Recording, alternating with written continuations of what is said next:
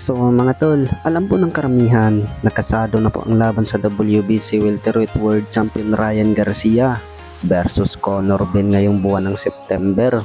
At nakikita po natin itong si Ryan Garcia mga tol ay hindi pa po nag-uumpisa para po sa pag-iinsayo sa laban nila ni Conor Ben. Nakita po natin si Ryan Garcia na pumunta pa po sa Japan. Samantala ay sinabi na naman po ni Ryan Garcia mga tol na hindi daw malakas itong si Conor Ben. Easy work lang to para sa kanya.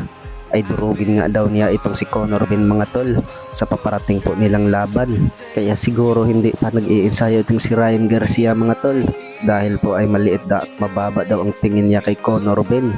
Pero hindi po natin alam mga tol dahil po ay may lakas talaga itong si Conor Ben. Bukod dyan ay banat pa po ni Ryan Garcia mga tol. Magaya lang daw itong si Conor Ben kay Mario Barrios. Nung naglaban sila ni Mario Barrios mga tol ay napakasimple lang daw ang kalaban itong si Mario Barrios.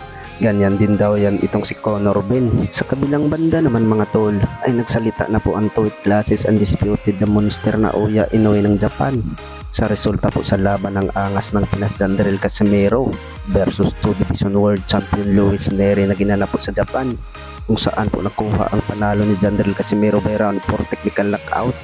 Ay banat po ni na Oya Inoue mga tol ay hindi daw malakas itong si Jandrel Casimero at yung nakalaban niya itong si Luis Nery ay hindi daw 100% ang kondisyon na nakalaban ni Casimero. Gawa daw na nag-overout itong si Luis sa laban nila dahil po ay wala daw sa kondisyon itong si Luis Nery mga tol, dahil ay pigang-piga daw itong si Luis Nery bago sumampa sa ibabaw ng lona. Ano kaya sa tingin nyo mga tol?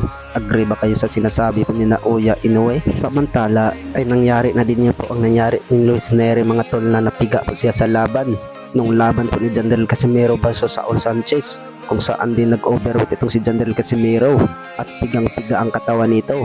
Pero ang resulta mga tol, round 1 lang itong si Saul Sanchez.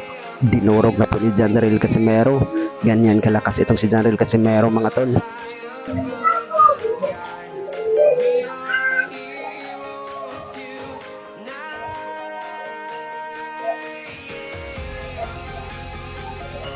Thank you.